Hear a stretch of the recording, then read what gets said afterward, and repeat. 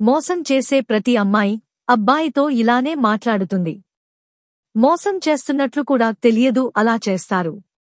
పైగా మాటలు మాట్లాడతారు. అలాంటివాళ్లు మీరే కాదు, ఎవరు ఎంత చెప్పినా అస్సలు వినలేరు అని చెప్పవచ్చు. ఒకటి గుర్తుపెట్టుకో మిత్రమా, అది ఏమిటంటే తన మాటలు నీకు బాధగా అనిపిస్తూ ఉంటుంది. అలాంటి సమయంలో ఒంటరిగా ఉండి బాధపడటం కాదు, అలా బాధపడితే నీ కన్నీళ్లకు విలువ ఉండదు.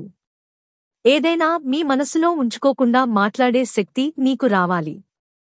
అందుకే ఎదురుగా మాట్లాడలేని స్థితిలో మీరు ఉంటే జీవితంలో ఒంటరిగా బాధపడుతూ ఉంటారు.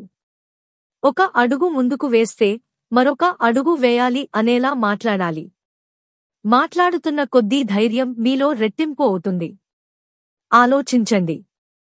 మోసం చేస్తూ ఒంటరిగా మాట్లాడుతుంటే ఇలాంటి నిర్ణయాలు తీసుకోవడం మీకు చాలా అవసరం.